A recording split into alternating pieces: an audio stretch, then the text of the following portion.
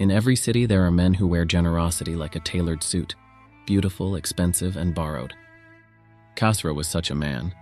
To the world he was a philanthropist, a patron of the arts, a pillar of the community. His parties were legendary. His donations made headlines. Everyone wanted to know him. But generosity, true generosity, is measured not by what leaves the hand, but by what leaves the heart. Behind the curtain, behind the smile, there were whispers. Whispers that his magnificent castle was built on sand. Those closest to him were beginning to see what others could not.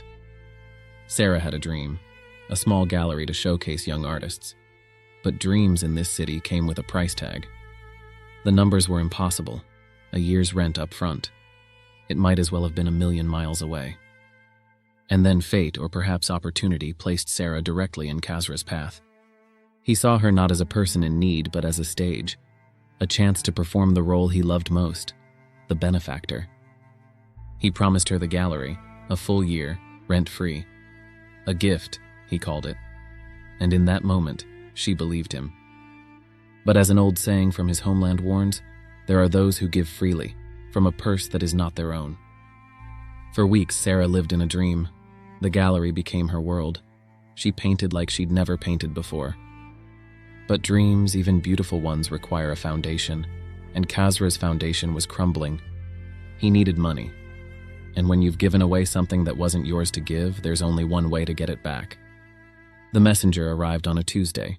He wore an expensive suit and carried papers that would shatter everything. The gallery, her dream, was owned by a shell company, and that company was demanding 3 months of back rent, or the space. The benefactor's phone no longer accepted calls from the beneficiary. The gift had been reclaimed. The purse, it seemed, had never truly been his to give. At sunset, she found an unlikely companion, the woman from the coffee shop, the one with the sad eyes. "In my husband's country," Parisa said, her voice like honey and rain, "there is an ancient saying, a proverb that explains everything. It goes, as Kise-ye Khalifeh Mibakhsheh.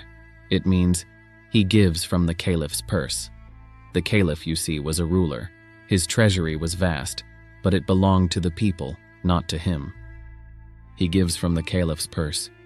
It is a warning, Sarah, a warning to those who mistake performance for truth and to those who believe them." She had lost the gallery, but she had found something more valuable, the truth. And truth, unlike a borrowed purse, can never be reclaimed.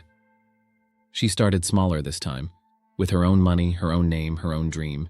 It wasn't a palace, it was hers. And Kasra? The Caliph's purse was finally empty.